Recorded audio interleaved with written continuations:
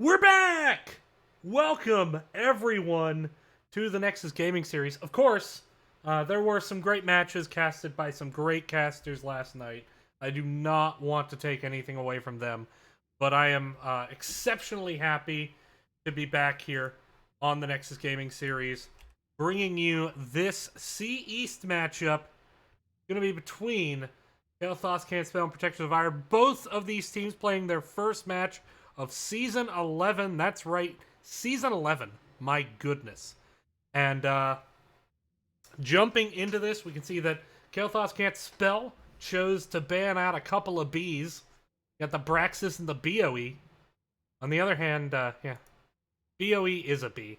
Protectors of Aiur choosing to ban out Alterac Pass and the terrible, terrible garden. The terrifying garden? Garden of Camping. That's it. All right. A lot of CCS fans in the house. A couple of Protectors of Aiur fans in the house as well. So excited to see this matchup as we get going here. We are going to see Volskaya Foundry first, selected by Protectors of Aiur. Just waiting for the readies from the members of Protectors of Aiur as we get going. Sorry about that. There's I do need to tell Nightbot to chill. Nightbot is I set Nightbot up with that configuration for a class I was teaching on Twitch because I taught using Twitch last spring and summer, and I need to tone that one down a bit. Have not had the chance, but we are jumping into the draft here. Volskaya Foundry, not Volskaya Industries. Why does the voice line always say that? I don't know. Maybe it's because God hates me. I mean, yes, but among other things. Anywho, excited for this C East matchup here. You know, a lot of people pretty big on CCS heading into this season. Protectors of Aiur looking to build from last season, though.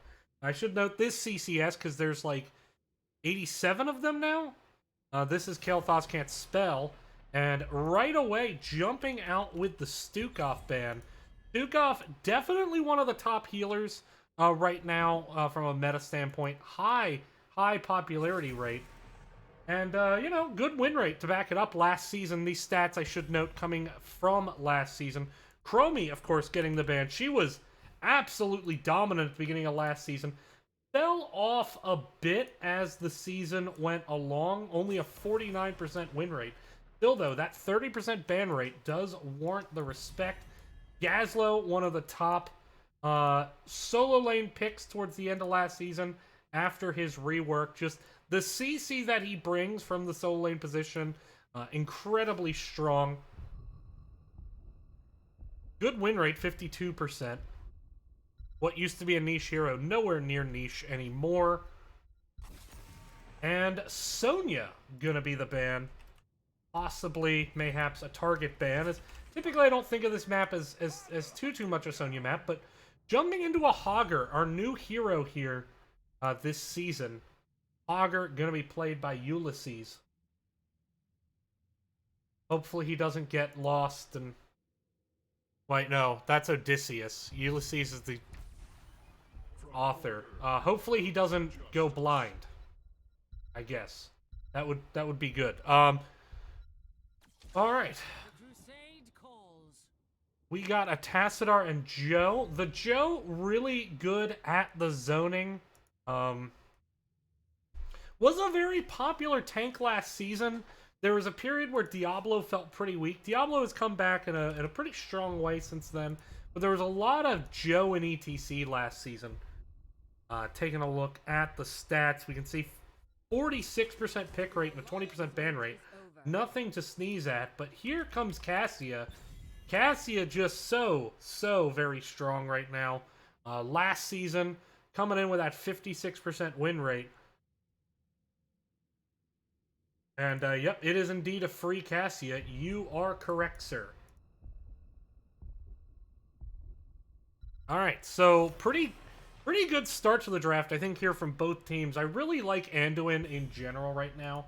I think Anduin's just in a very strong place. Cassia, obviously, just a very, very strong assassin. Augur, very, very, very strong on the map, as well as just in the solo lane generally. But, you know, that TAS Joanna is going to allow for a lot of space control. Deckard banned out. That's what I was thinking. This is one of the maps where Deckard still very, very popular. Even though Deckard fell off quite significantly last season in terms of popularity with the Ruby nerf, fell to a sub 50% pick rate, only a 46% win rate. In my Division B Northeast, he was by far the lowest win rate healer that had at least 20 games played. He was, I believe, below 40. And there's the Diva. Diva, of course, getting a rework last season. It's really brought her back into the meta in a big way. You know, if you can play it well, it's going to go well. Of course, Sylvanas, who really came out as a big assassin last season. Very high priority pick. Went from kind of like a niche pick to being, I mean, very, very present. You can see, you know, 37% popularity rate. That's nothing to sneeze at, but a good win rate. There is the Uther. Now, Uther, interesting, can be played as a solo healer. In this case, is being played as a tank, which, you know, arguably can be a bit better. I mean, Uther had a 58% win rate last season. That is very, very, very much above the median. And so the Dwarf is going to be Uther tanking. Of course, Leo in that off lane. Leo very strong on this map for his ability to just stay on the point, especially late game 20 with the Buried Alive.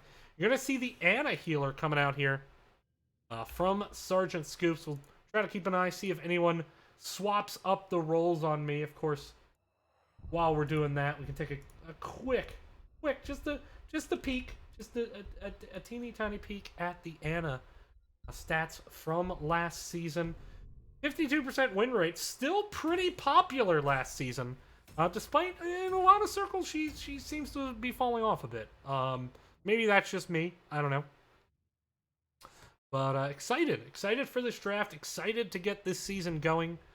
Looking forward to it, and I hope you're looking forward to it as well. I have a Chloe who you may have just seen right here, just kind of walk past. We'll see if she comes back. Good to fair chance she tries to jump up in my lap at some point tonight. Chloe, of course, is a very good girl. Yes, she is.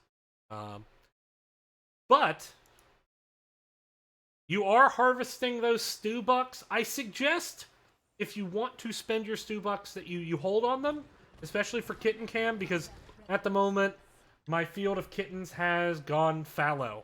There are no kittens to be seen. You're not going to get a lot of value out of kitten cam tonight if you spend those stew bucks. But what you are going to get a lot of value out of is HOTS, as we introduce on the left-hand side. It is Cael'Thas Can't Spell. We're going to have Crushinator actually did swap, and I missed it, on Leoric. We're going to have Michael in on the Cassia, the Dwarf on Uther, Noctix on Anduin, and Ulysses on Hogger. It is Cael'Thas Can't Spell. And over on the right, Protectors of Aiur, it is IKP something on Diva. I'm not even going to try. Orion on Sylv, Sergeant Scoops on the Ana, Redbeard on that Joanna, and Orion on Sylvanas. Sorry, Orion on Sylvanas, the Boomer on Tassadar. My bad. I already said that one. Yes, unfortunately, no kittens tonight. But we are going to get some great HOTS action. Although, mayhaps Ulysses overextended a bit. Went on, much like Ulysses' most famous character, went on a bit of a famous journey and came back worse for wear. But if he gets a good shot with a bow and arrow, he gets his wife back. So that's how that works, if you didn't know.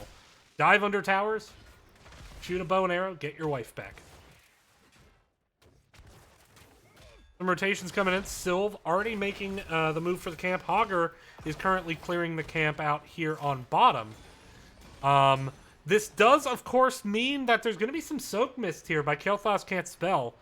Maybe not worth this. This map, early Soak matters a lot. Whoever gets that level 7 is going to be very important. keeping an eye, of course, on those talents. Uther going with the Q build, which has fallen off a bit. Huge, like, once he gets it stacked, absolutely huge mana save. It almost makes Uther not have mana costs anymore.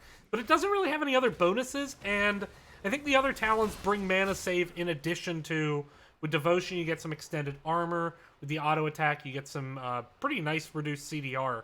The range is okay, but, I mean, you already have the Anduin cleanse, so, I don't know. We'll see. I don't mean to judge. Yeah, sorry about this. Sorry, Nightbot is a little aggressive. And I apologize for that. I will try to tone it down by the next cast. This is, anyway. Delta Sniper with some facts there. There we go. So right now, we do have Cael'Thas Can't Spell working on their siege camp. They have actually closed this XP gap and actually taken the lead, so that's nice. Now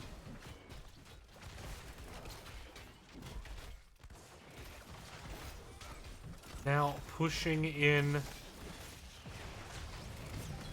They are going to get this heal camp. They do grab it. Leo grabs it. They're going to be able to walk away here with that in hand. So both teams with a turret in hand and the med camp in the hands of Cael'Thas Can't Spell.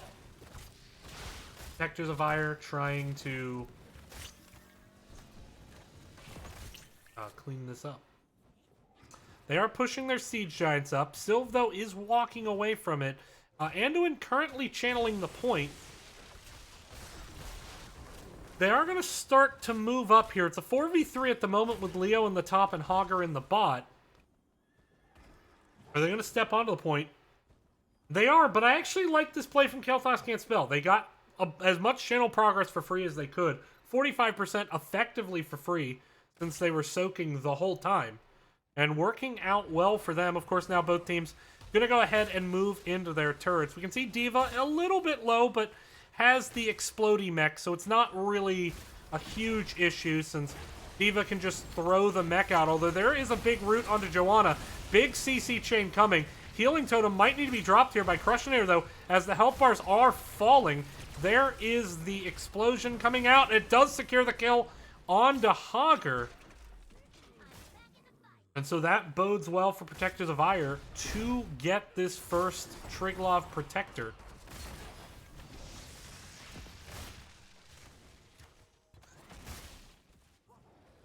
As they are getting ready to do just that. Leo is up in the top soaking.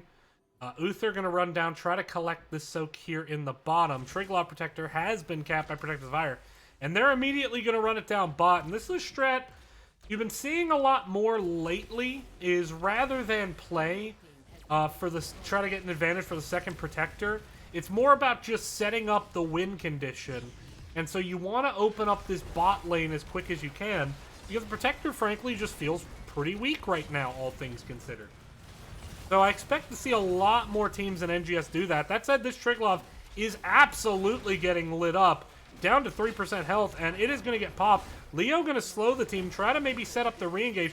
Uther stepping up with the Task Wall and the Condemn is going to zone out the rest of the members of Protector of Aiur. Cael'Thas Can't Spell. Do lose their bottom wall, but otherwise defend that well. And have a slight XP lead on the way to 10. Can they snap pick their 10s and maybe get an engage here? We do see the Entomb, the Ball Lightning. I don't actually know what Hogger's ultimates are. Hortipult. I do know what that one is. Ooh, big Entomb coming in. Here's the Light Bomb. Looks for Joe and finds her. Manages to walk away from that one. Yeah, Hortipult is his mobility. I'm just blanking a bit. I haven't actually played a single Hogger game, for the note. I've played with a lot of Hogger, but not the hero itself. Divine Shield being the choice from the Uther, rather than the Divine Storm, which you would often see with a tank. We'll see if that works out, if that maybe helps deny some kills. Of course, we got the Nano Boost coming out from Anna, presumably to nano boost Tass. Although Tass did go Archon. So more kind of auto attack focused. Maybe it's a Sylvanas. Sylvanas went with Wailing Arrow, Blessed Shield, D.Va, Micro Missiles coming out.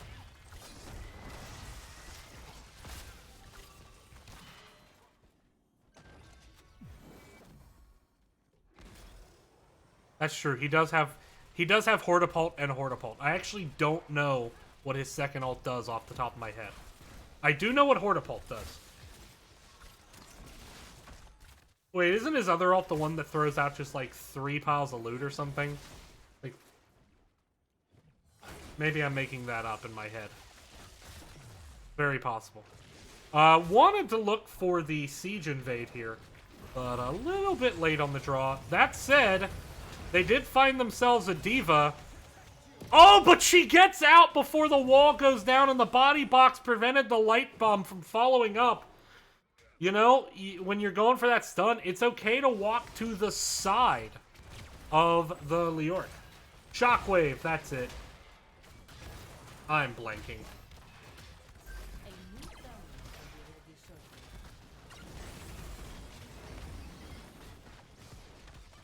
Now, top being pushed in to counter out this bottom, and actually Leo drops the heal camp there just to make sure the enemy team can't take it. We are seeing Aiur. They want to push up. They want to get this top fort. Down here in the bottom, D.Va has defended, although wall is down, so pretty even on the bottom. Access terminal online. Secure it to activate the protector.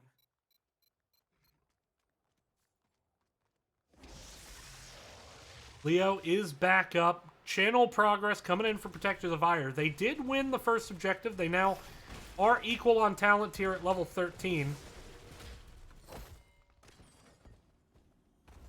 Currently 4v1 in the top. Hogger is doing some solo soak, but of course down here in the bottom, Cassie and Anduin, they're just going to town on this. They don't really care.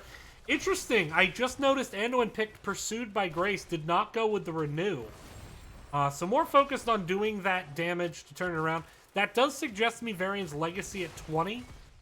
And there's not a ton of stuns on the other team, so the second cleanse may not really be needed. They could, in fact, go Varian's Legacy. And I'm a big fan of Varian's Legacy myself. Fort does go down in the bottom. Triglav Protector has been picked up by Protectors of Aiur.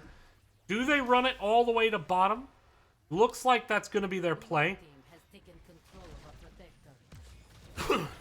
Pardon me. As, while they're walking it down to bottom, they're just taking, frankly, a metric fuck ton of damage. I mean, absolutely just massive damage here. Although, that said, the Wailing Arrow putting Michael in a bit of an awkward spot.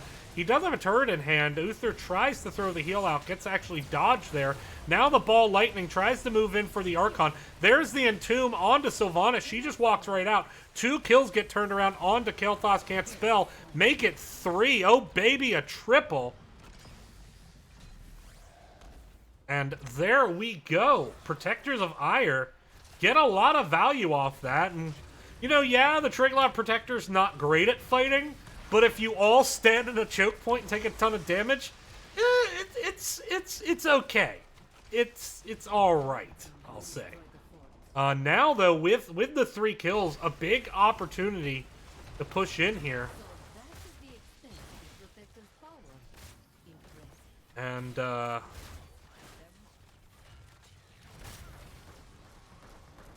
trying to get this wall down. Redbeard may have stayed too long. 100 health. Is going to be able to walk away. There we go. Now, though, still trying to escape. Cael'Thas wants this fight. The D.Va's getting a little bit left behind. I mean, she is D.Va, but that said, there's the big Entomb. Although, once again, the Light Bomb kind of Although Tass died with turret in hand, that can be picked up here by Cael'Thas. Tons of damage getting turned around by the nanoed Sylvanas, though, and nobody picked the turret up. And actually having to run away from the turrets that were dropped by Protectors of Aiur. And D.Va says, yeah, I'll take it. This is C West. Do I not have that in the title? I will get that in the title. Lickety split. I don't have it in the title. My bad. Alright. So, right now, Protective Iron, a little bit of a macro lead. Couple of forts down. That's gonna help with more passive XP. Of course, right now, they're still down on XP, so it more or less will neutralize out. It's all about really who can win the next fight in terms of who wins the race to 20. Both teams posturing up for this heal camp. The Dwarf does have the heal camp still from last time. That could help them secure this one. Ulysses now getting focused, a little bit separated from the team here. Blows is unstoppable, just pinballs off the wall to escape. Cassia gets booped out of the fend. Oh, the Wailing Arrow is going to prevent the healing totem from being dropped. And now the health bar is starting to fall. Cael'Thas can't spell. Has lost 3 and counting. And they lose a net 2 heal camps there. And Protectors of Iron now absolutely on the front foot. Looks like they're just going to walk up and just take this top fort. Possibly go for middle as well.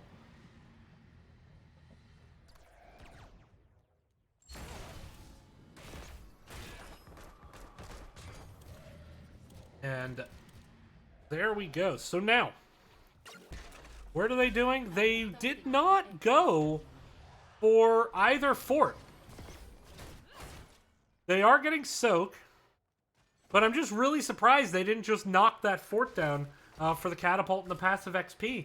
Kind of surprised by that decision. Looks like now they want to try to go for the bruiser camp.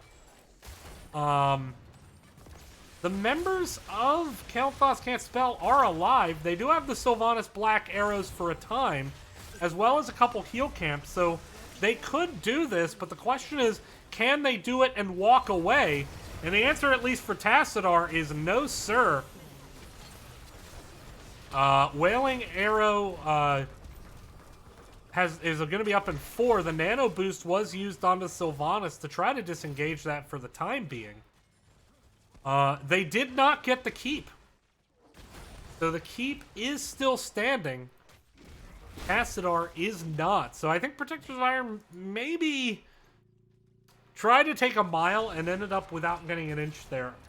I think the catapults are valuable here in that off lane. Oh, here comes the push. They grab the turret camp.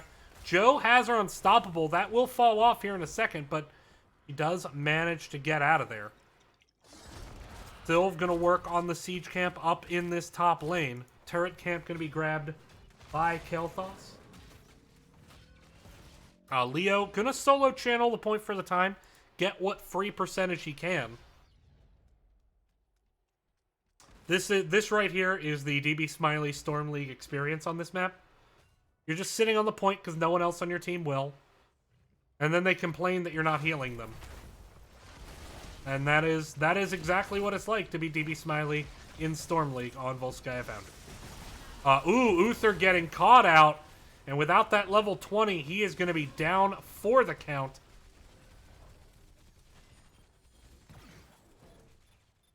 And, you know, I sometimes joke that it's a dead Uther meta, but that only kicks in at 20. Post 20, it is a dead Uther meta. Can you see other stats? Sure. I pull them up occasionally. I think the talent builds are the most interesting thing. I mean, I always pull the stats up at the end of the game.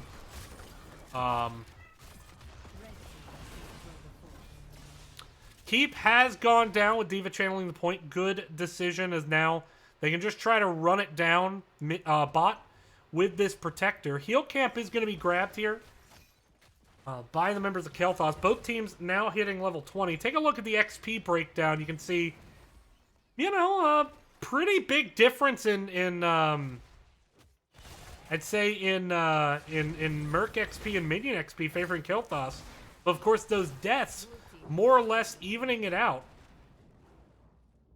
Now, the Triglav Protector in the lane. Level 20s have come down. We got the Buried Alive, the Dead Uther meta. We got Infinite Ball Lightning, Varian's Legacy, Ayo, and No Control. Always fun. I couldn't remember the name of the talent, so yeah. From there, we got the upgraded Archon, the upgraded missiles, the upgraded Nano, Bolt of the Storm, and Blinded by the Light.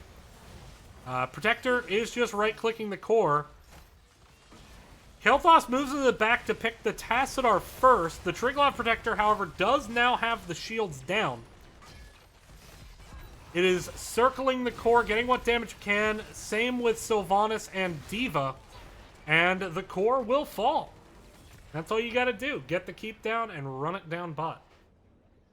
Protectors of Aiur gonna take game number 1. What a great showing by Protectors of Aiur in that game. Was really impressed with them overall in terms of mitigating the kind of engages that I think Cael'Thas Can't Spell wanted. On the other hand, their macro wasn't great in my mind. I think it can improve, and hopefully they. I think some of the times, while it ended up working out, I think some of the times they could have just taken some little things and still gotten the big things they wanted, just to try to boost their XP, maybe get a bigger 20 advantage. But overall, good showing here by Protectors of Aiur, and they are going to take the win on map number 1 just as soon as this updates.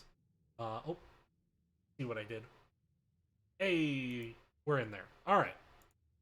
So, here are the post-game stats for you.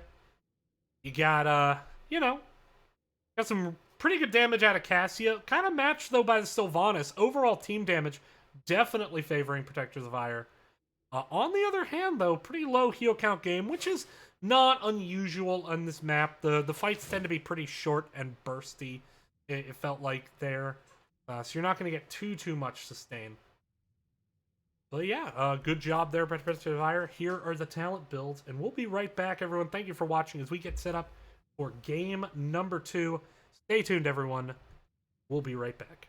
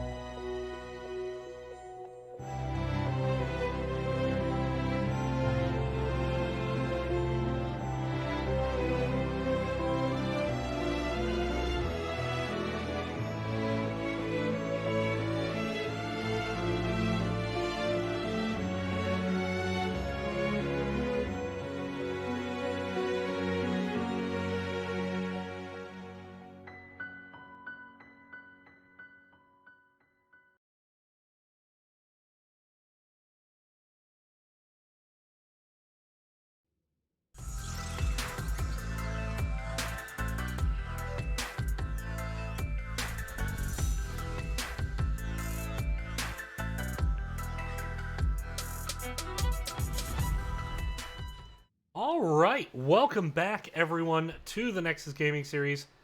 I am, of course, DB Smiley, bringing you this matchup between Cael'Thas Can't Spell and Protectors of Aiur, and let's see where we are so far.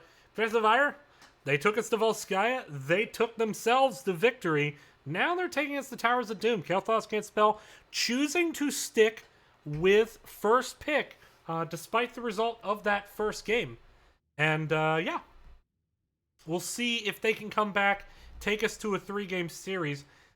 Bit of unfortunate news. I did have a second match slated to schedule tonight, and it was a big one. Can't Connect Stuns versus Cool Cats and Kittens. Unfortunately, has been delayed, and so I will not have a second match tonight.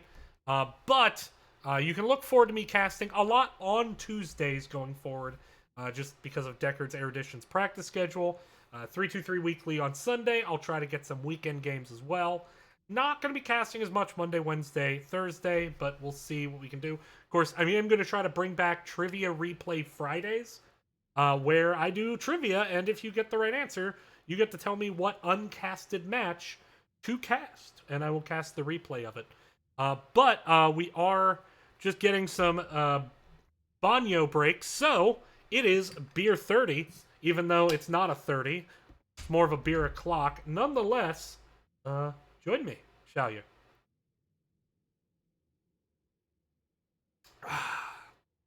Nice fresh tasty lager. It is Kona Brewery Longboard Lager, and it is crisp and delicious, and I like it. I thought we were ready to go, which is why I brought us back in, and I'm now stalling by talking about beer. But nope, we are going now here for game number 2. It's going to be on Towers of Doom. Protectors of Aiur looking to close it out. Cael'Thas Can't Spell looking to take us to a game number 3. Everyone loves game number 3s, right? Even if you're a PoA fan, you love game number 3s, right? You're going to be rooting for CCS here, right? I just assume because POA. Sorry, I'm my stutter is hurting me there. POA fans, I assume that you just don't really care if your team wins this game, and I assume that you're just going to be quiet in chat and not cheer your team on because you just want a game 3, right? I assume so. Leo Chromie, Leo of course picked up in that last game, but is now not gonna make it through this draft. And it was Cael'Thas Can't Spell who did pick the Leo, so might be showing a prioritization there. Leo, pretty pedestrian win rate last season. Nothing too surprising. Surprising that to me that his popularity rate was so low. But then again, the solo lane meta has really changed a lot with some of these new heroes, some of the reworks. Of course, we see the Stukov banned out once again. Protectors of Aiur are going to deny the Diva, so both teams banning out their own solo laner here. At least the one they picked. The one they picked last time. First pick coming down the pipeline from Cael'Thas Can't Spell. And then once again, sticking with that Hogger. See if they can kind of maybe build around it a bit better or take fights in better positions for it. Hogger, of course, a bit better on this map. There's just an absolute ton of choke points. Whereas Volskaya, even the zones can be a bit hard to get a good bouncy path on. We see the Zool checking in. Joe, once again, going to be the tank for the members of Protectors of Aiur, but we are going to see this Zool check in. And there's the Anduin once again. Noctis is going to grab that. We're going to see a Tychus paired with it as well. Take a look. Zool definitely grew in popularity last season. Then kind of started to fall off again. Was really good, I think it was Season 9, right after his rework, where he was just borderline first pick, first ban. Of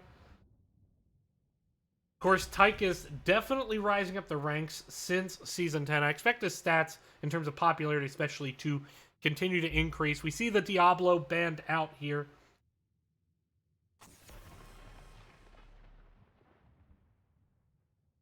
Definitely a double soak edge, you would think, towards the Zool. Seeming to have trouble with my stats page right now.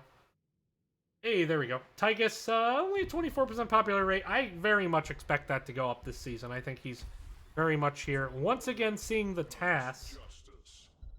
What are they, do they grab their healer now? No, they're going to go ahead and grab the Greymane, which I think is a good choice. I don't think there's any urgency to pick the healer until you see, like, with the enemy tank, how desperately you want to cleanse.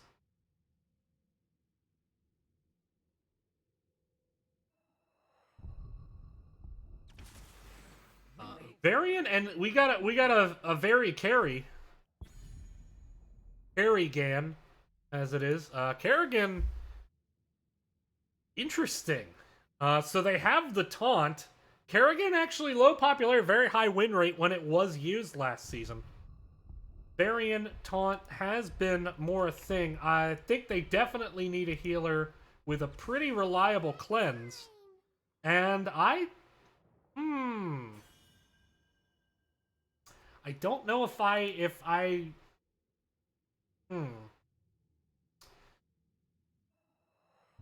So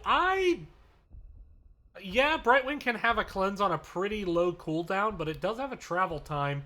They will have, I mean, arguably this is an Emerald Wind situation, just so you don't get, like, rolled over with the I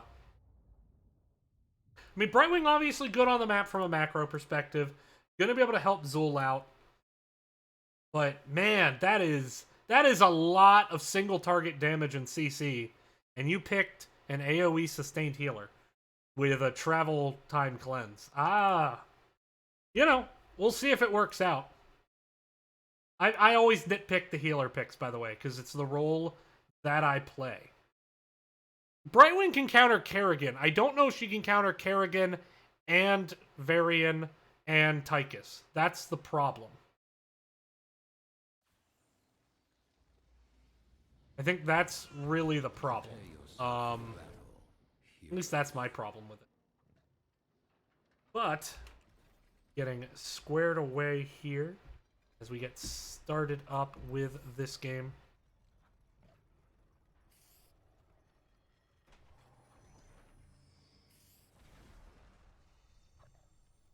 The battle begins. All right, here we go. So, I think if you go Emerald Wind, it can definitely work.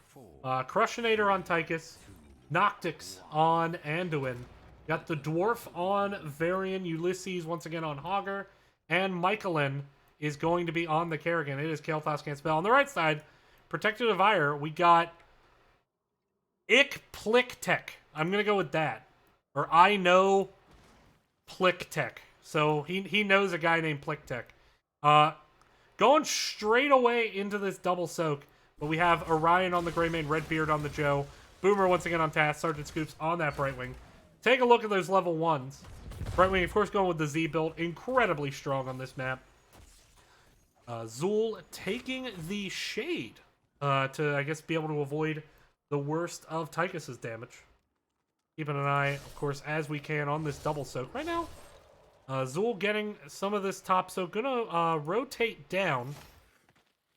Trying to keep up with Hogger at the moment. Of course, fell a bit behind in rotation because of the quick move to bottom on the side of Protectors of Aiur, who are now going to go ahead and just take their own camp. I think Redbeard's just going to be annoying.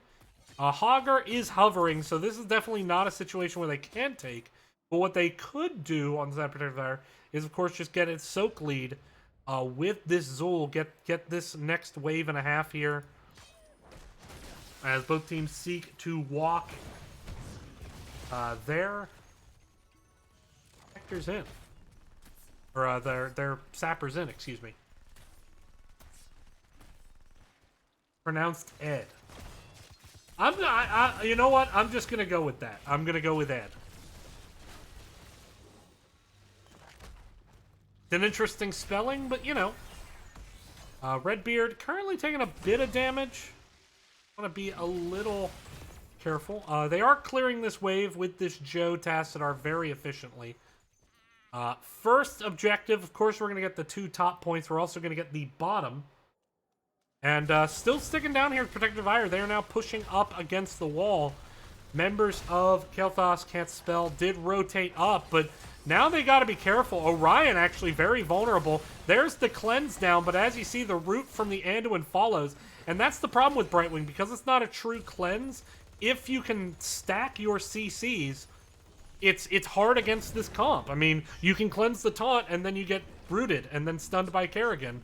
And the cleanse only removes the taunt. And that's kind of my fear with the pick here. We'll see if, however, if that turns into kills, or if they're able to disengage it like they did there. They're going to continue to push this bottom in. Zul is currently up top. Hagar is doing this top sapper camp. We'll see how much we get a contest up here. Looks like Michaelin wants to contest this top right point. Zul certainly not going to be able to get on it, and I think Zul is just going to soak, and this is, you know, this is a pretty aggressive play on this map. Give up the top just to try to get this bottom siege. Of course, if it works, which it looks like it is, it's going to pay off nicely, as getting this siege camp down going to be very beneficial. They don't have the best siege damage on the side of Cael'Thas Can't Spell. It's not bad, but certainly as compared to like a Greymane Tass, not as effective. Zul still doing a good job soaking. Despite this double soak though, still even on XP. Pretty much dead even on XP. We take a look.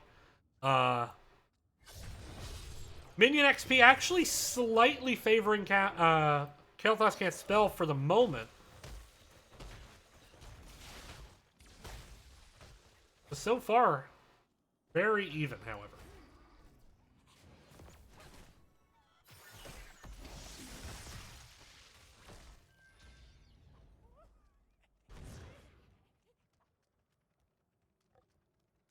All right. Now, Sappers being walked in by both teams.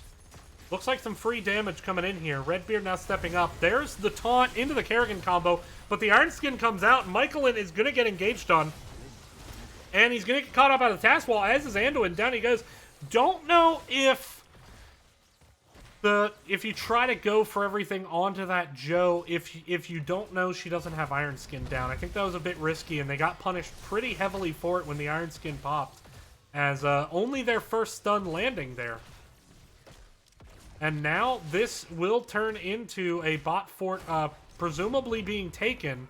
Redbeard is actually going to get taunted under towers, though, and, you know, maybe a little too aggro. And actually now this not only won't be the tower, but you got to be careful if you're Greymane, and by careful, I mean you're dead. You're just, yeah. So, Protective Aiur, a little sloppy going under the fort there. Aggroed the towers by attacking the Tychus with the blind. Gets popped with the taunt. And now the shoe, as the proverb says, is firmly placed on the other foot. And Hagar's going to actually get the channel uncontested up here. So, you know, they neutralize out in the top side of the map.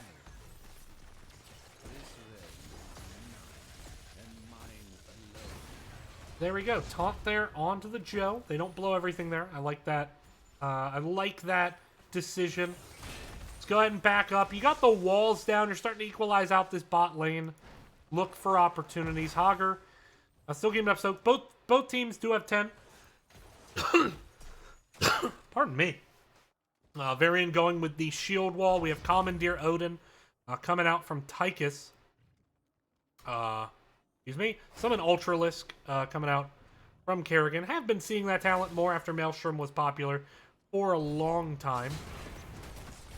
3 melee, I'm kind of surprised that the Maelstrom wasn't considered. If you count Greymane as a melee, of course.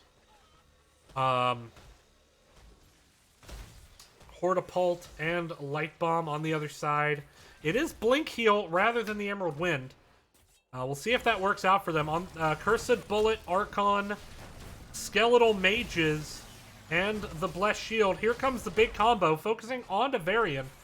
Maybe could have gotten out. Cleanse has been used. That is, of course, an opportunity now with the Cleanse down to make something happen on the side of Protectors of Aiur. They're starting to walk these sappers in. First wave of sappers does get pretty much annihilated. Michaelin now maybe needs to be a bit careful. Good taunt there to prevent the Kanem from getting onto that Kerrigan, possibly setting up more CC.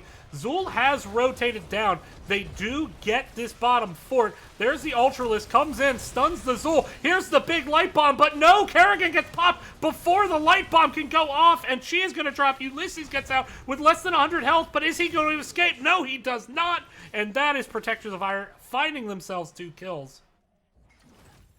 And they're going to get 5 points here on this channel. Now, keep in mind, Sappers were walked in to the wall up top. So the wall is down top lane. But now you just play the patient game here on Protectors of Aiur. You just defend this bottom turn-in and keep working those Sappers into the lane. Continually make Cael'Thas can't spell react to that. Cael'Thas can't spell, just not looking on point, if I'm honest here. Just feels like their combos aren't really in sync, and now need to be a bit careful here. Crushinator does get slowed, manages to walk away. Level 13 is favoring, at this point, the members of Protectors of Aiur. Taking a look, the camps going to be up here in about 30 seconds, the back one, and then the forward one here in about 40. There's the taunt. They look for the Tassadar. Ultralisk stuns out Redbeard. Redbeard going to be able to pop the Iron Skin and walk away. That Ultralisk goes down. It's just so hard to engage under these towers. As we're seeing here. Very hard to push in. Especially when you don't have something like a good long-range auto-attack damage like a Greymane or a Raynor. Tychus is going to get what chunk he can here. Joe's stepping up. Shield wall comes out. There is the Tassadar shield. Once again, solo altar phase. Possibly a fight over this camp. It is 5v4 at the moment. Hogger is rotating down, could get into the back end, but it's just a question of will Tychus and Kerrigan be able to easily step up here? And Tychus now getting engaged on, forces out the Cleanse to get out from underneath the Skeletal Mages. Hogger is now in the back, but man, I don't know if you saw that Owen Wilson movie, Behind Enemy Lines. Here it is. Has to emergency evac with the Hortapult to get away. And now more Sappers coming in. 4v5. Brightwing is going to channel. She'll be able to Z in, make this a 5v5 to try to get all of this Sapper goodness in. Potentially 5 Sappers that could go in here. Joanna does go down, though. The question is, will they be able to heal up enough to re-engage this? Yeah, no Sappers have gotten through yet because they were at 27, and now they're at 22. So they did a good job on that defense there. Now with the Joe down, can they push up and get this fort back? That is the question. They dropped the Commandeer Odin, and it looks like Protectors of Aiur going to live to fight another day here. Zul just trying to get back into the double soak. About a level lead. Well, no, about a half level lead. Third, maybe. On the side of Cael'Thas. We'll see if they can do something with this 16. Taking a look at the damage numbers. Tyka's trucking out a lot of good damage, but just feels like, you know, not really landing their combos with the Kerrigan to really chain CC someone down for a long time. Credit Joe for disengaging a lot of those situations. Brightwing timing the cleanse as well, but you got to really stagger those stuns against the Brightwing. You can't just throw them all out at once. Get her to cleanse one stun, followed up with an immediate second, as there is no unstoppable, and you certainly can't just give your bottom fort up for free again. They are going to look maybe to back flank here. Who's the target going to be? Kerrigan gets the stun with the Ultralisk onto Tass. There's the combo. Light Bomb comes in, and there you go. That's how you secure the kill. That's how you execute the combo. What are they going to be able to do with this triple Ultra phase? That is the question. Keep in mind, oh, Hogger is all over Redbeard here. Brightwing comes in with the Z. Looks like they're making for their top right. Kerrigan is channeling, but I do expect potentially an invade here. Although it may be too late. Orion is in good position. Can they get the interrupt? They do.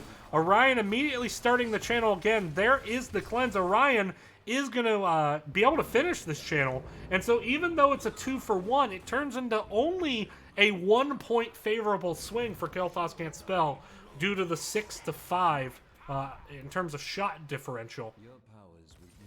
Now it looks like Michaelin's scouting out an invade. Does get spotted out by the Joanna. Needs to be careful. There's the polymorph. Cursed Bullet did come out onto Michaelin, but now they're in the corridor, and that's the worst place to be against the Kerrigan. That said, a great task wall is going to save the day. Michaelin could have absolutely popped off there if it weren't for that task wall. Great job there by the Boomer, saving the team from what was, let's call it, a little bit of a sticky wicket. Now a chance to push in with Brightwing and Joanna having the back. They're going to go ahead and get these sappers in. They can take back this bottom tower as well. Zul, pushing up the top, has gotten the wall down.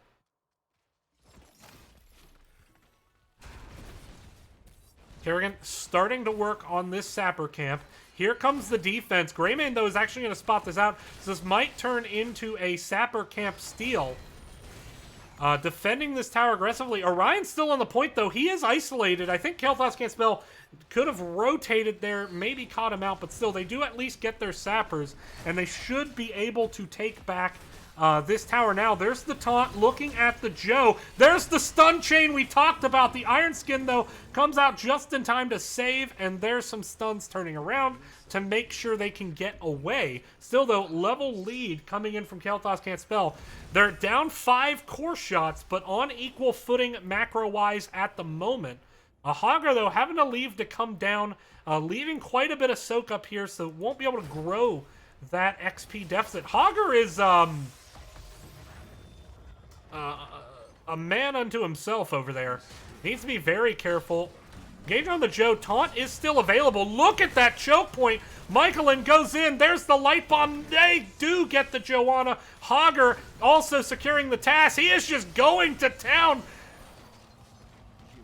I wish at moments like this that I knew the words to the Who's Pinball Wizard.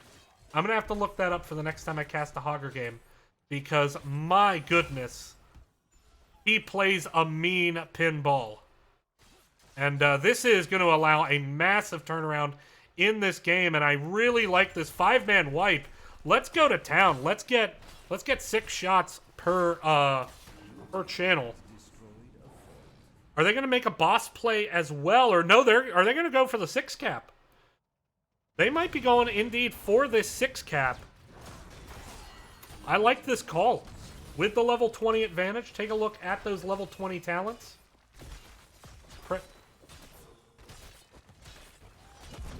Sorry, I'll tone it down. I swear. They don't get the 6 cap. Oh no, kill it. What do you know? They could have had a shot. They could have had a shot. All right, here comes the shots. They're going to defend the mid. And sorry, I kept it there too long. Actually, Tassadar dies. They do reconvert the tower, but at what cost? That is a lot of shots going to the core. It is now 17-10.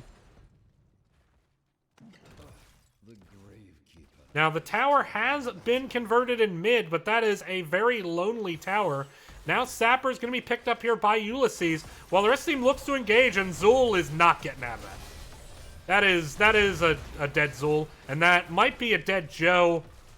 No, Joe's going to be able to get away, but Sapper's gonna lap around, and Cael'Thas can't spell. Now with a 2.5 level lead, that big 20 tier advantage, and about to potentially put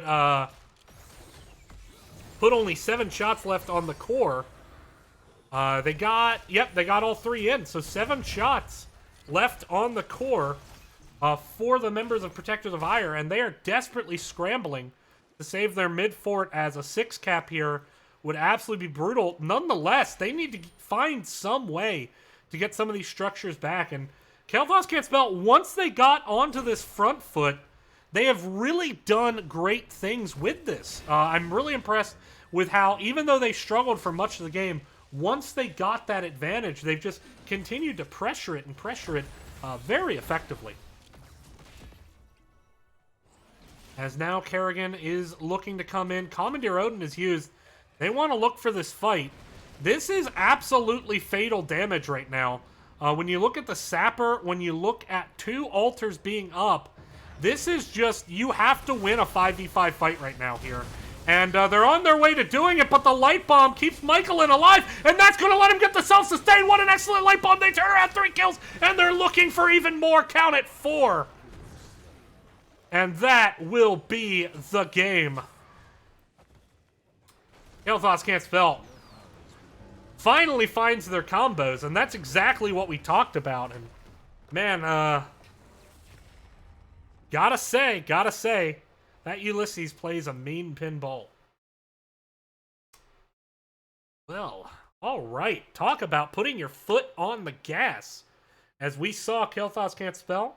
You know, kind of death by 1,000 cuts early. But there you go. Great job there by Cael'Thas can't spell. Once they got on the front foot, they just start finding kill after kill after kill. They turn it into a very brief 6 cap. But ultimately just dominate the game from then on out. We're going to go ahead and take a look at some post-game stats for you. Great damage coming out from the Tychus. Healers both doing their work, but honestly, those light bombs by the end were just... I mean, Michaelin being kept alive by that light bomb was massive. Michaelin really, I think, cleaned up play in the latter half of the game. Looked extremely strong. Maybe just took a bit to get into the rhythm. They were kind of overlapping some CCs. That time, they staggered them very nicely and paid off well. So, here are your talent builds. We're, of course, going to take a brief break while we get set up for the game number 3. Thank you all so very, very much for watching, and we'll be right back.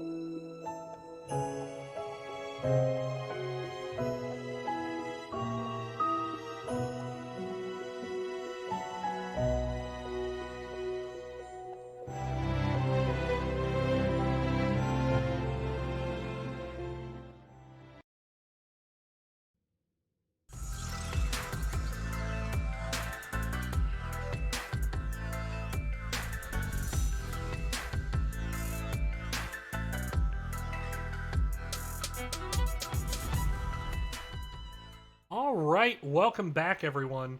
The Nexus Gaming Series, DB Smiley here, and we got a barn burner. Next map, actually have not put it up yet. Let me go ahead, get that up.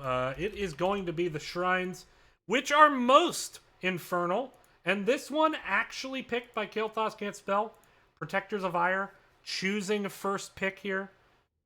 So we'll see what happens on this map. Of course, one of my favorite maps to cast and play. Currently in chat, getting a lot of suggestions to drink water, and I say nay. Nay to water.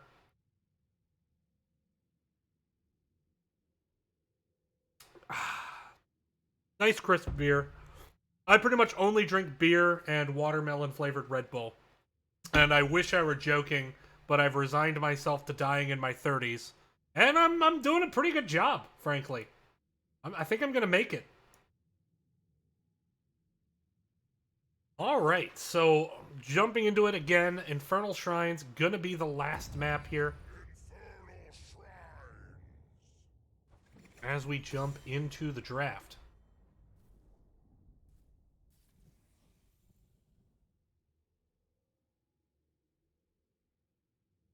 I'm actually not joking about the beer and watermelon Red Bull thing. I need to clean up my life. This is going off the rails pretty fast. We got a Chromie ban once again here. By the way, do want to take a second and spotlight out, whoops, did not hit run. 1 sec. Want to take a minute and spotlight out the Dwarf play in the last game. Thought he played it rather nicely on that tanking roll, so wanted to give him a little shouty shout. As we saw the Gazlo band out there.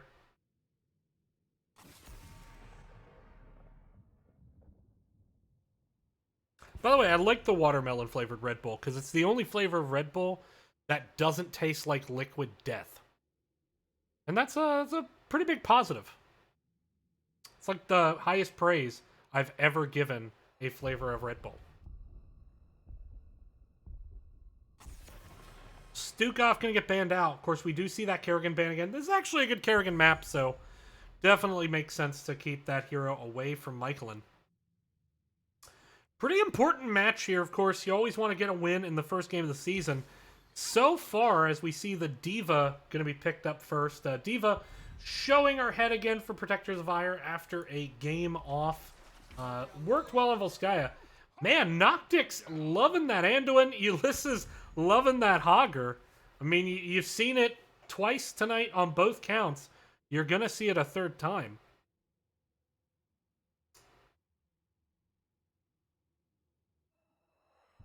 That is quite strong. Taking a brief look here while we're in draft at the standings, you can see that every match that has completed in C West so far has indeed been a 2-1, all 3-game series. So goes to show how competitive I think this division is going to be. C East going to be very competitive. I said C West in the title, didn't I? This is C East. I'm just fucking incompetent at this point in my life. But there we go. There is the Diablo. As we do see the task banned out. No moss, they say. We did see quite a bit of the old Tassy Tass in the last couple of games.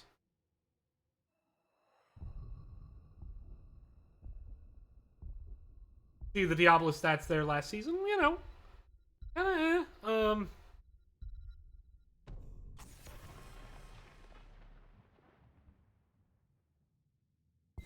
Joanna banned out, so wanting to prevent that kind of counter dive that Joe can provide, you know, Diablo goes in, she just bless shields everyone else, and everyone just kills Diablo.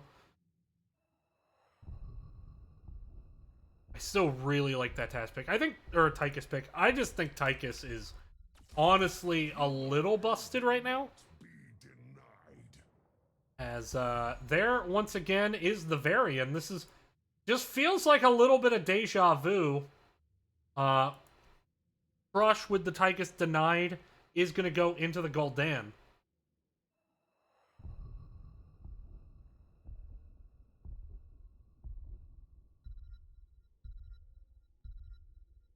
Let's see what the last two picks coming in are. Anna Jaina this time coming out. Jaina has, like, it feels like she starts to rise in the meta, and then people start wanting to play other mages again. Just because she's pretty admittedly killable.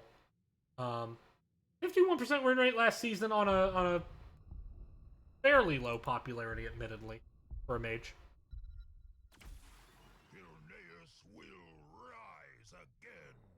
As there is the Greymane, just a generally very very generalist assassin, can do basically everything well. No reason to not pick it in this type of situation. The Cursed Bullet, of course, going to be very helpful to help secure some Diablo kills.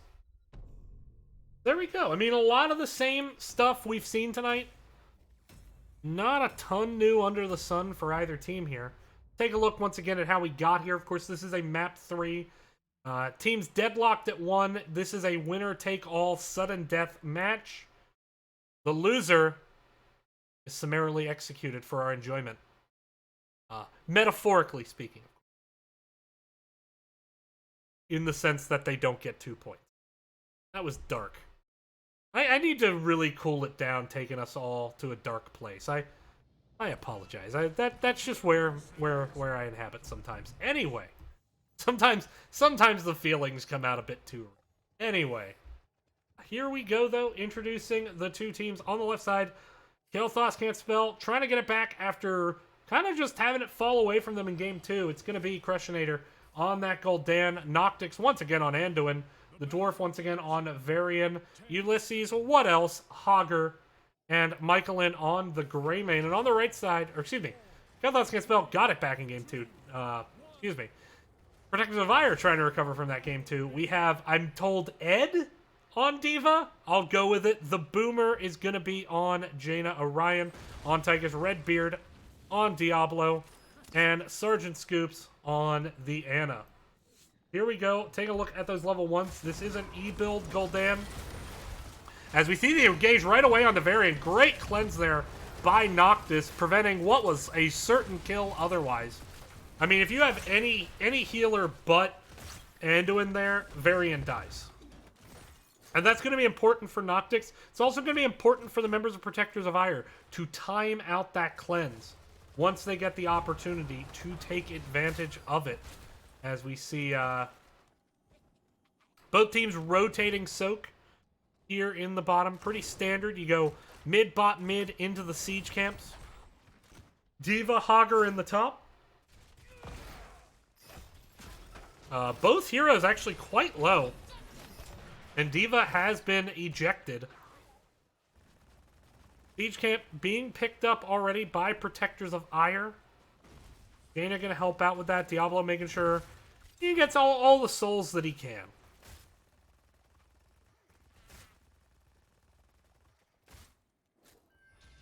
I wonder if the different minions, if their souls taste different. Like, the minions of our Sky are robots. How do they even give souls first? I guess it's an Overwatch lore thing. But I can't imagine their souls are very good tasting. Probably have a very metallic taste. Bottom camp currently being grabbed by Cael'Thas can't tell. Go ahead and tell me in chat, what map do you think the minions have the best tasting souls?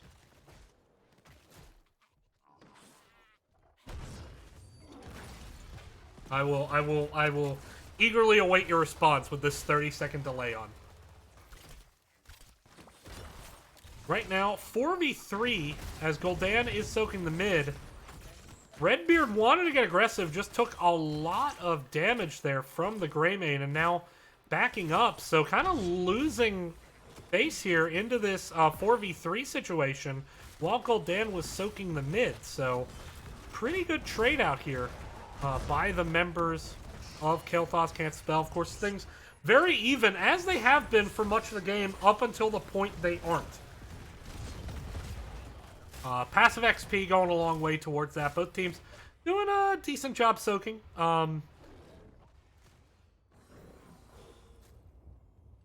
Varian wanting to protect this point, get some vision there. Diablo, of course, trying to look for the wall bang angle. It's a very aggressive rotation. Of course, Soak now being grabbed by Cael'Thas can't spell. They certainly want to try get that.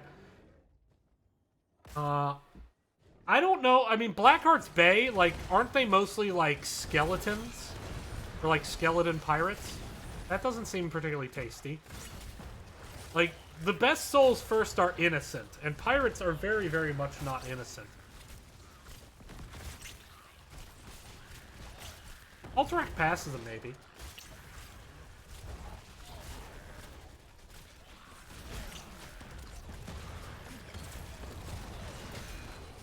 So far, nobody really getting an upper hand here. Keep in mind, though, this is a 4v5 fight, as Hogger has been soaking the top.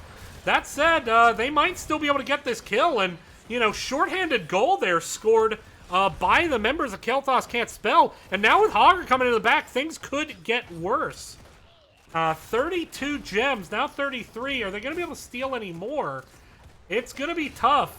Health bars are still low. There's the taunt on Diablo. They're looking for the kill, and Hogger helps secure it with Michaelan. And so, really good start here by Cael'Thas Can't Spell.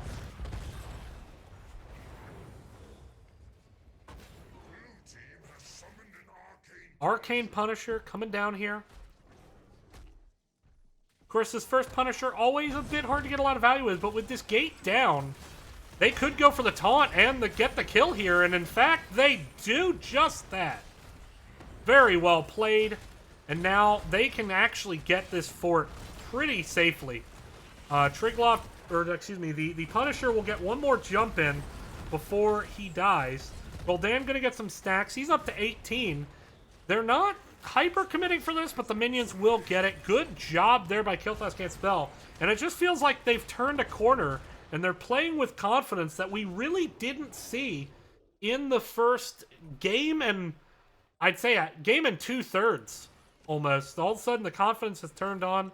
They're comboing well, they're engaging well. I mean, what confidence does it take to say, yeah, we're just going to take a 4v5 fight and win? We're just going to do that. Hector of Aiur on the back foot right now.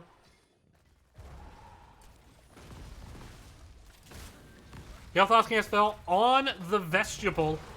I'm probably saying that wrong. Of level 10. Of course, Variant has his main talent, which is Taunt. Expect to see a shield wall once again. And indeed we do. Hortipult. Light Bomb. Horrify. And that Cursed Bullet. It is an adjective. It has 2 syllables. If you say every time I say fuck, I cursed, well, that's a verb. That's 1 syllable. If you want to condemn my cursed mouth, 2 syllables. Cursed Hollow is not a map.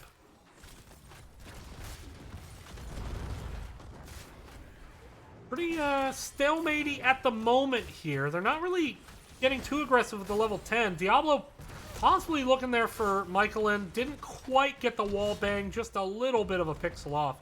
Tychus, meanwhile, clearing out this bot lane. D.Va trying to do top camp, but that is not going to take. Has to walk away.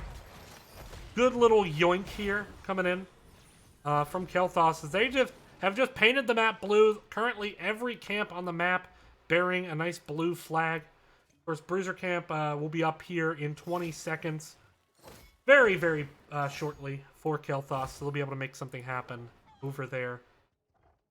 Heading down to the bottom now. Looking potentially for a bush gank? I'm not sure who they think is going to rotate down. They do see Jaina in the mid. But I can't imagine, I mean, not like this lane is super pushed in right now. Greymane's at least going to show, maybe see if they can bait someone down.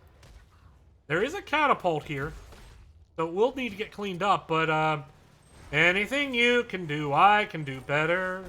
Well, not better. I thought they were going to get the Hogger kill. They did not.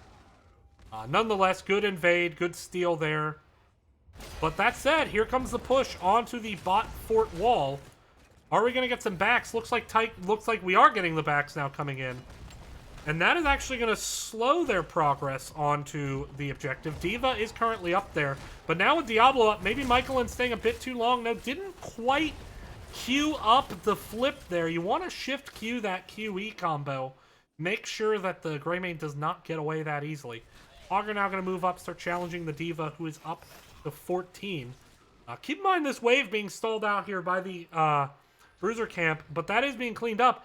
And it looks like they're just going to give this objective up in the top and try to get counter pressure on the bottom side of this map. Ulysses is going to walk away, clean up the mid. Bit of an interesting play here. This is an objective with a very, very, very powerful objective, I should say. And it's one that if you just completely ignore it, it can really get a lot done. That said, they are once again going for this keep play. They want to open up the bottom of this map. Diablo and D.Va are here. Diablo, though, little bit ahead of the rest of his team, and he is going to pay for it. That is Souls. Diablo will be up in 1. But you gotta be a bit more patient. Recognize your team isn't there. The goal wasn't to get kills. The goal was to save your keep. And now you may not have that opportunity. D.Va is coming back down, but we have a 5v4 down here. They are all inning for this bottom keep, but now are they going to be able to get away? There is the APOC, does collect onto Varian. The Ring of Frost does get Gul'dan. Michaelin's low, but manages to go in and find the Jaina. And it just feels like that disorganization I talked about from CCS in that second game, it's kind of contagious and has spread, it feels like, to Protectors of Aiur. Just a couple sloppy decisions there as they start to turn their attention to the core. Greymane is in full-on burn mode. The shield is down 70%. Crushinator is low, but still alive for the time being. They need to get onto this Greymane. He has it chunked down to 40. Now he's rooted 30%. They're all inning for this, but now Crushinator has dropped. Ulysses, Varian, it is all up to Anduin, but he does not manage to get the light bomb onto the core. 5%, and they save the core. And now they have to end the game and end it quickly, possibly through this top lane. They cannot afford to wait for a backdoor with only 5% of their core. Protectors of Aiur needs to run it down and find a win here, but I don't know if they're going to have enough time to cross the map. The death timers are just so short here. Really good backdoor there by Cael'Thas can't spell. They committed to it, but now it's got to be on Protectors of Aiur to just make everything happen here. And it doesn't look like they're going to pull the trigger on this, so they have to do a very good job of keeping vision over the enemy team. If the enemy team disappears for a long time, they have to be prepared for that back door. They're going to go ahead and get some pressure out into the top lane. Right now, up in the top lane are the members of CCS. I know they want 16. I know they want to fight. Ooh, they might actually get the fight here. There's the Ring of Frost. Diablo is low. There's the taunt. Light Bomb. Dwarf and Diablo both go down. Horrify actually going to help the escape here from the members of Protectors of Aiur. That is a trade that benefits Protectors of Aiur, trading out 1-for-1 here. That's a situation, though, where I think, honestly, Cael'Thas can't spell. Maybe wants to try to stick as they can to the bottom side of the map. The advantage being, if they get a single kill, they can run it down and go for that core here. Being on the top side of the map, you know, unless anything short of a 5-man wipe, they're not going to easily have a lot of time to run down until the death timers get just a little bit longer. Now rotating down towards that bottom lane. Next objective will be in the mid, but this is allowing time for Protective Aiur to push this bottom lane out pretty safely. You do, of course, get the fort. At this point, on the side of Protective Aiur, you have to think, if we get 3 kills, we go core. Especially the Greymane. The Greymane, definitely a concern at all times. If Greymane disappears, you got to be very careful. Especially if the Anduin disappears as well. Bruiser camp going to be taken up in the top left by Cael'Thas can't spell. Very close game at the moment. Obviously, the macro situation very much favoring CCS. But it's got to be on Protectors of Aiur, I think, to assert things here. I don't think they're in a good position to sit back and wait and see what CCS does. If they can get vision here, that would be beneficial. Got to avoid CCS, and here goes CCS going off vision right towards that bottom side of the map like we talked about. They're not going to run through the jungle. They're instead going to go ahead and get this siege camp. I think try to pressure up this bot lane. Nobody on CCS currently getting any vision of the bot lane. In fact, nobody getting any vision at all. I don't know why they're sitting back on their haunches so much. Now they're going to see this this big rush towards the bottom. Their backs are going to start coming in, as is D.Va. They're going to need to 5-man defend this. D.Va is actually not coming back. She's going to start working on the objective. So they're really tempting fate here, going for the 4v5 core defense. Now D.Va finally backing up. Keep in mind that Protector, or that, excuse me, that Punisher doesn't get a ton of value here. Protectors of Aiur very indecisive, and that's going to cost them. Tychus tries to Odin right in front of the enemy team, gets immediately popped, but a death there onto Tychus. The core shields are falling. Are they going to be able to engage this? The shields are down, and down goes the core. And Protectors of Aiur, I think, just waited around too much there and ultimately let the game slip through their fingers. Well, I wouldn't say slip through their fingers. They weren't in an advantage, but I just think they needed to be aggressive. They needed to hunt there, and it just didn't come through. So that's going to be it. We're going to see if we can do an interview with one of the members of CCS here on their victory. So stay tuned. We'll be right back. Thank you all for watching so much.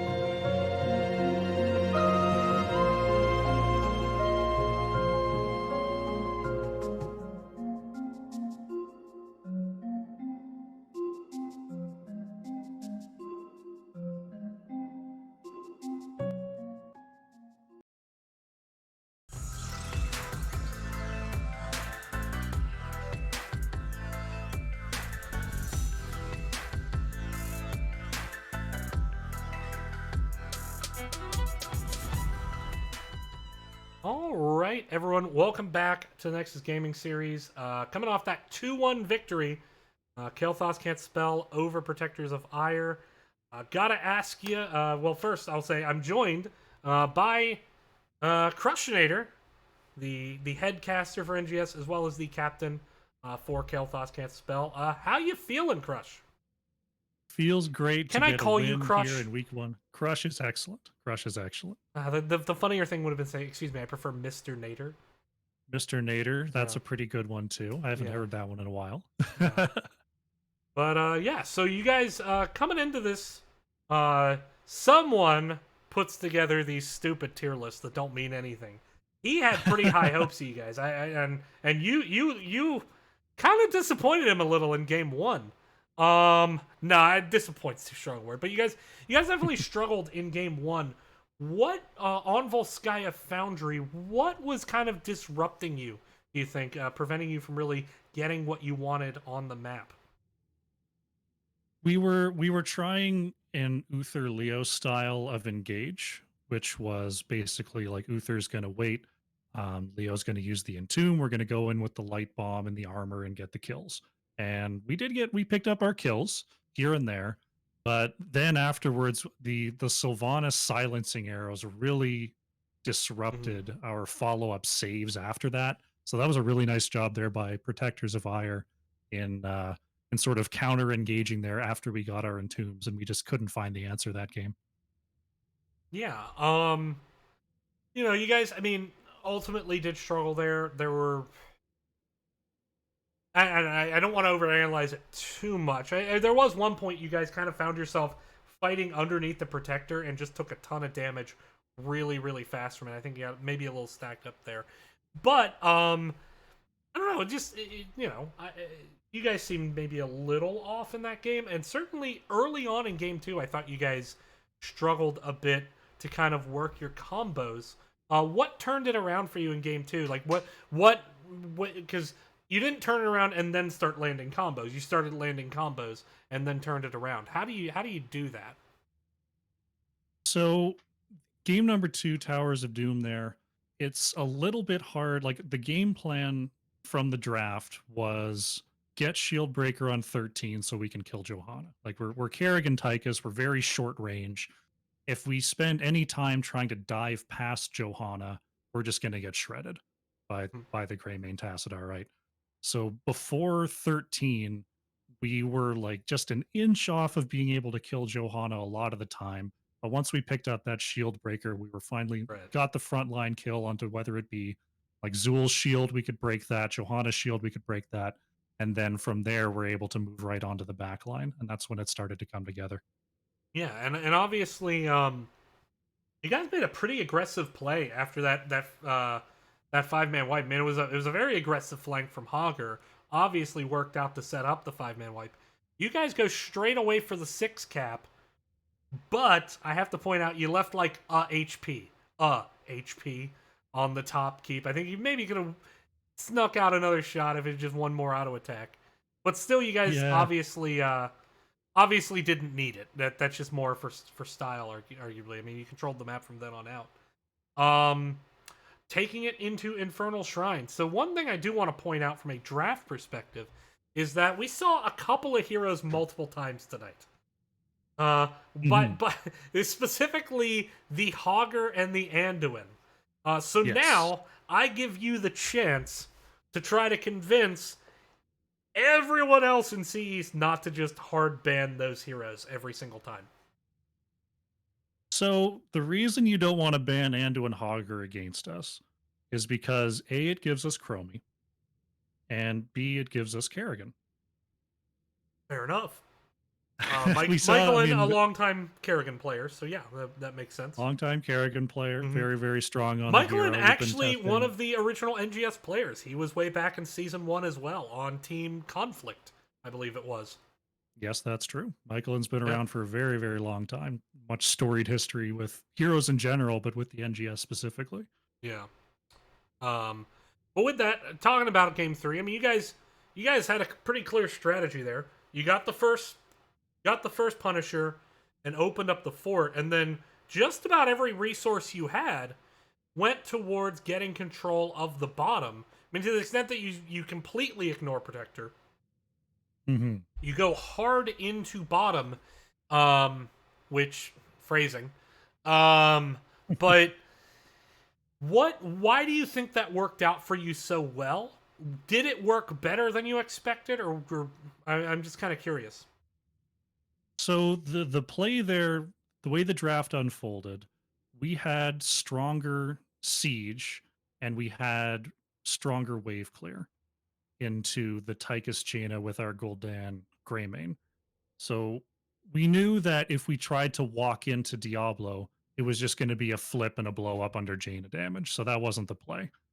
We Mhm. were going to control all the camps, make them split to wave clear, and it ended up I'd say we got more done in the bottom lane than we expected. They came back a little later than we thought they were going to, but we would just keep an eye on the protector, and like we'd see Diva up there. It's like, okay, we can hang a little longer. And we were waiting for them to show up, and they eventually did, but we got a lot of critical damage on that first push through the keep than I thought we would in that moment. Mhm. All right. Well, obviously that first push almost got it, but then you managed to just. I mean, once it's 5%, you kind of just have to run it down. I do think, Mhm. and I mentioned this during the cast. I do think Protectors of Ire maybe could have done more to try to get control of bot lane. There, I felt like they were kind of waiting a bit too long, but nonetheless, really well done by you guys. Congrats on the 2-1 victory. What are your goals for the season? First game, I always ask this. What are your goals for the season?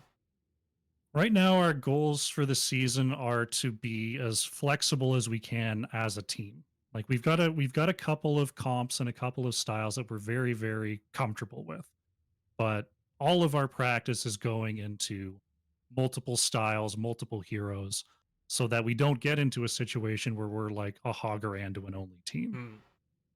So that's our main goal right now, is to end the season being like, the way I put it is, we want to be unbannable.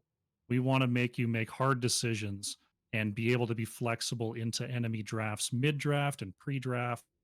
And, since it's our first season together as a team, setting goals around number of wins and playoff runs doesn't make a whole lot of sense to me personally.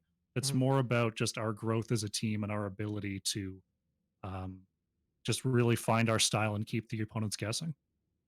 All right. Well, obviously, a huge congratulations on the first victory as the reformed Cael'Thas can't spell. I say reformed, even though I think you're the only player, I believe, I who's am the kind of, yeah. only player. I saved the name. Yeah, It's mine. No one else can have it. yeah. And I I reformed don't a know new if you team. watched 323, but I think I had a pretty good name suggestion for the next CCS team.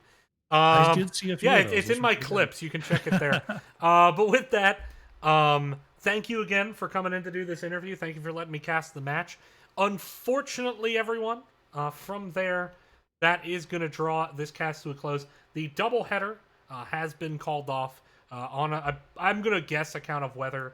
Obviously, hope everything goes well for everyone who is currently in the middle of the country, dealing with the weather conditions there, and try to stay safe, stay warm.